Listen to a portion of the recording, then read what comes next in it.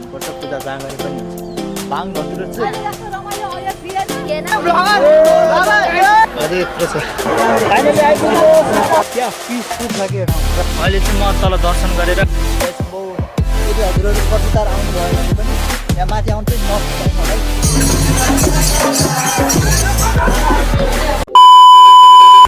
जय शम्भु सबैजनालाई। आशा छ हजुरहरू सबैजना आरामै हुनुहुन्छ होला। हजुरहरूलाई स्वागत छ आजको नयाँ भ्लगमा। सबैभन्दा पहिला त हजुरहरूलाई शिवरात्रिको शुभकामना। आज यस शिवरात्रिको पावन अवसरमा म चाहिँ बिहानै चिसो मौसममा मादी नदीमा म स्नान गर्नेछु। हरिओम। जाडो त निकै छ होइन, तर आज शिवरात्रिको दिनमा गङ्गा स्नान गर्नुको मजै बेग्लै छ के।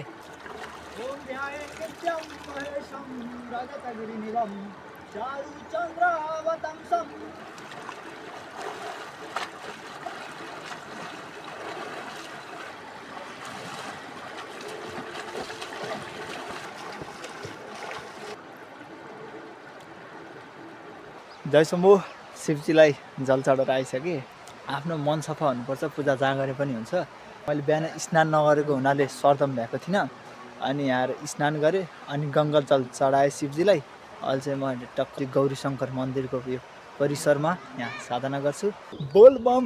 अहिले चाहिँ म पूजा गरेर आइसकेँ गौरी शङ्कर मन्दिरबाट। भाङ धतुरो चाहिँ भेटिनँ, जल बेलपत्र चढाएर पूजा गरेर आइसकेँ। 8:30 भइसक्यो। अब चाहिँ म जान्छु छिटो घर गएर अनि सरदमहरू तयार बनाएर कर्पुटार इशानेश्वर महादेव भेट्न जान्छु। अब एकैचोटि घर गएपछि भेटौँला है त। ओम नमः शम्भवाय च महे भवाय च नमः शङ्कराय च महेश्वराय च नमः शिवाय शिवतराय च हर हर महादेव शम्भु। जय शम्भु। फाइनली कर्पुटार आइपुग्यो होइन। म एकैचोटि बसमा चढेको नि खिच्न पाइनँ, फ्याट्ट बस आयो चढिहालेँ। अनि बसभित्र खिचाउन लानेको त यस्तो भिड थियो है, खिच्नै पाइनँ। अहिले चाहिँ कर्पुटार आइपुगेँ म। अब सिधै तल बजार जान्छु। हेरौँ बजारमा कतिको रमाइलो छ। आमाहरू भेट हुनुभएको छ, दर्शन गरेर आइसक्नु आमा? दर्शन आयो बाबु, दर्शन आयो। अहिले अति रमाइलो छ। हजुर। अहिले जस्तो रमाइलो अहिले थिएन। महादेवले एकदम रक्षा गर्नु दिन यति राम्रो परेको छ। हजुरहरूलाई नै राम्रो हुन्छ, कल्याण हुन्छ। रमिता रमाइलो छ। हजुरहरूको घर चाहिँ कता आमा? हाम्रो यही हो बजार हो, हाम्रो यही हो। अब फेरि आएर फेरि आउने बाबु। अहिले चाहिँ कता जान लाग्नु? अहिले घर जान लाग्यो। ए ल हुन्छ है। फेरि आउने ल ल।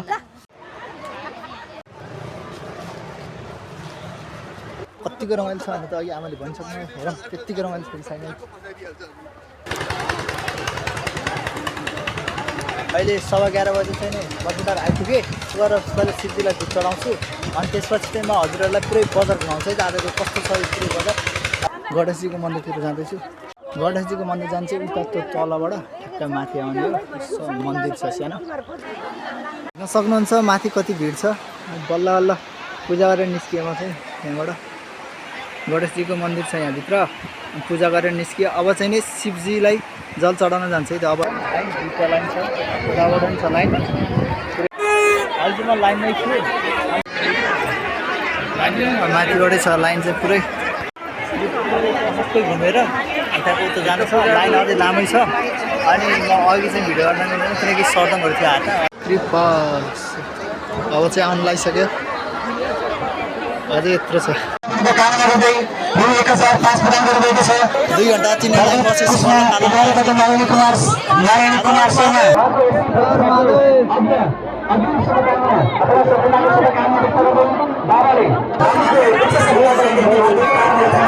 फाइनली आइपुग्यो।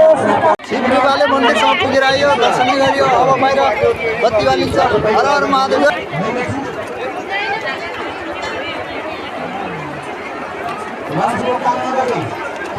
मन्दिर गरेर आइयो। अब गौरीकुण्डको पनि दर्शन गर्नुहोस्। गौरीकुण्ड हर हर महादेव।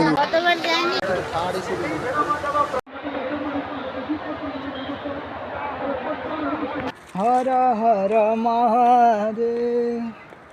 क्या पिसफुल छ कि ठाउँ, पुरा आनन्द आउँछ क्या। अब माथि गएर होइन शिवजीलाई दर्शन गर्नलाई 2 घन्टा लाइन बसेँ क्या। 11:30 बजीदेखि लाइन बसेको 1:30 भयो। 1:30 बजीसम्म पुरा लाइन बसेर चढाइयो। यहाँ माथि यति आनन्द छ नि। अब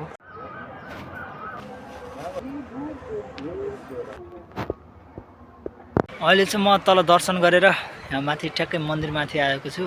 मन्दिरमा पुरा 108 शिवलिङ्गको दर्शन गरेँ। यो ठाउँ छ नि यहाँ ऊर्जाले एकदम भरिपूर्ण छ कि। अब त्यही भएर म यहाँ एकछिन माला जप गर्छु, रुद्राक्ष माला, अनि एकछिन साधना गर्छु। त्यसपछि चाहिँ नि तलतिर जाम्ला है त। जय शम्भु। अहिले चाहिँ मैले साधना गरेर भइसकेँ। 2:15 बजीतिर म साधना गर्न बसेको थिएँ। अहिले चाहिँ ट्याक्कै 3 बज्यो। अब चाहिँ म तल जान्छु।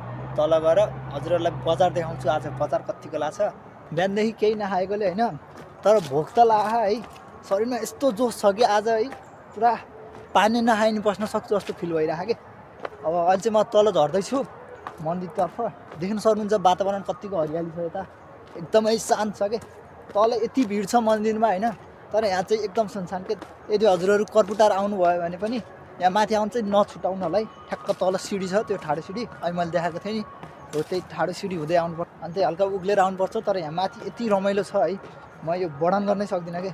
पोहोर पनि म यहाँ आएर एकछिन साधना गरेको थिएँ, आज पनि गरेँ। एकदम आनन्द फिल भइरहेको मलाई। कसम त्यो भोकको अनुभूति नै भएन कि है। केही खाएन, तर पानी मात्रै खाएर। अब चाहिँ म तल जाँदैछु। तपाईँलाई उयो त्यहाँ माथिबाट ट्याक्क अब तलको भ्यू कस्तो देखिन्छ त है त। अब तलको भ्यू देखाउँछु है त म हजुरहरूलाई। देख्न सक्नुहुन्छ बजार तलबाट।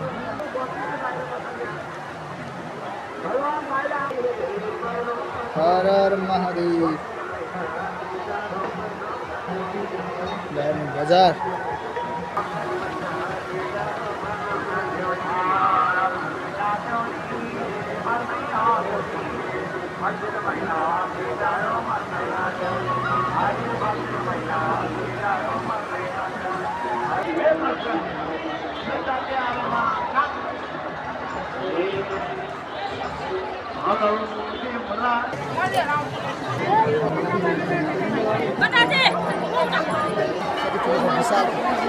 एकदमै ठुलो मेरो आवाज आइरहेन होला, तर बजार चाहिँ ग्यास पनि यहाँ जे खोज्यो त्यही पाउनु।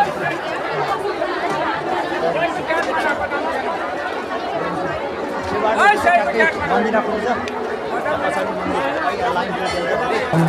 उहाँको छोराको सुस्वास्थ्य तथा सम्पूर्ण परिवारको सुख शान्ति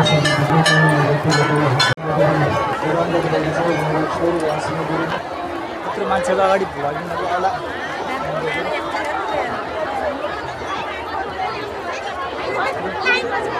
अब यो बाटोबाट गएर चाहिँ एउटा स्टलहरू हेर के के छ पुरै नकिने पनि हेर्दा भयो नि त। होइन थर्मसदेखि सब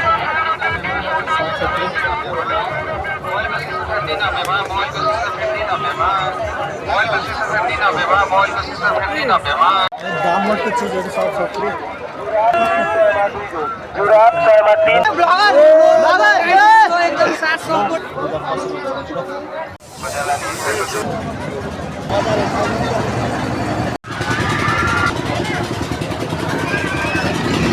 जय शम्भु।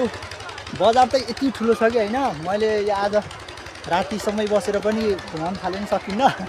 अब घरतिर जान्छु, किनकि अब घरबाट मन्दिर बत्ती बाल्नु पनि छ। अनि हजुरहरू सोध्नु होला मैले आज दिउँसो के खाएँ कि खाइनँ भनेर। एक फेर चाहिँ चिसो भएर कि पुरा बिहान नथ्यो नि त। अनि चिया खानु मन लाग्यो। चिया चाहिँ मैले खाइनँ किनकि चियामा भाङ मिसाएर दिन्छन् क्या। अनि पछि भोक लागिहाल्यो भने मकै खानुहुन्छ भने मकै किनेको थिएँ। अब एकछिन पछि बस्न गएपछि मकै खान्छु। अनि त्यही हो। अनि अब म घर जान्छु एकैचोटि। अब यो उकालो उक्लिँदै जानुपर्छ किनकि यहाँसम्म बस आउँदैन, माथि जानुपर्छ।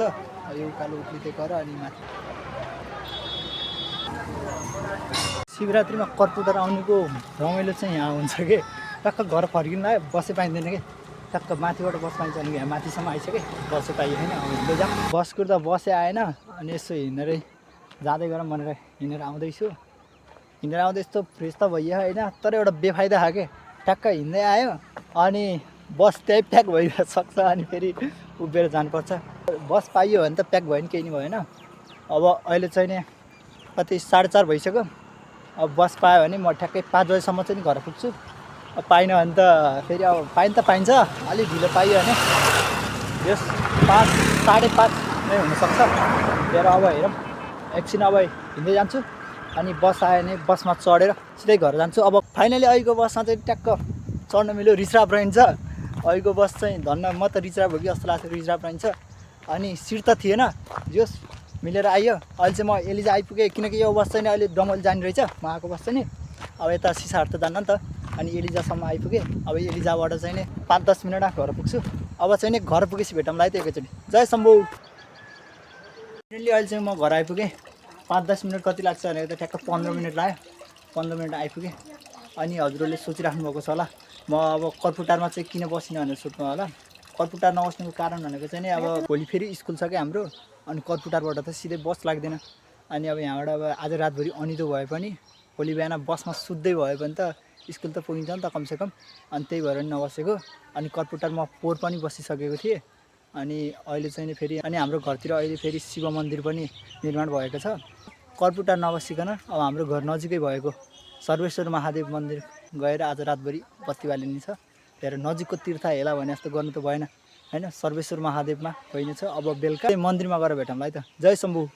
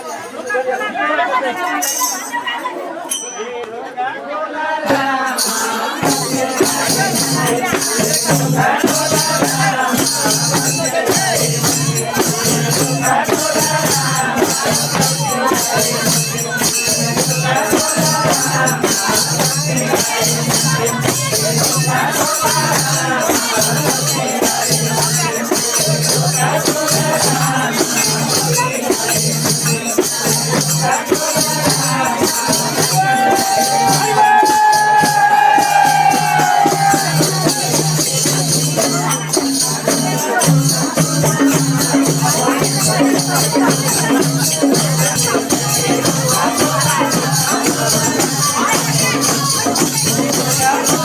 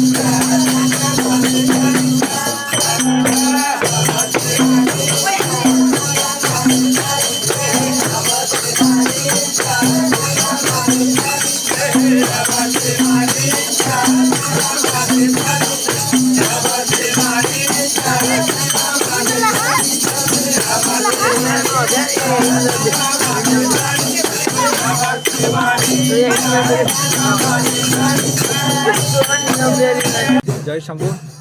अहिले चाहिँ 12:30 भइसक्यो अनि आजको शिवरात्रि यस्तै थियो। अहिले पनि पुरा भजनको माहौल छ अनि म चाहिँ सर्वेश्वर महादेवको मन्दिरमा यति छु। रातभरि यहीँ बसिन्छ। अब अरू त खासै केही पनि छैन। लगभग 1 बज्न लागिसक्यो। अब चाहिँ ट्याक्क 5 बजीसम्म यहाँ बत्ती बाल्दै बसिन्छ। लगभग 5:30 6 बजेतिर गुरु आउनुहुन्छ अनि बत्ती बुझाएर अनि फेरि लेखनाथको बसमा म पोखरा जानेछु। अब आजको खासै राम्रो त भएन होला, तर पनि हजुरहरूलाई यो गर्नुपर्नेछ होला भन्ने आशाका साथ आजको ब्लगलाई यहीँ समाप्त गर्छु। हस्त धन्यवाद। जय शम्भु। हर हर महादेव।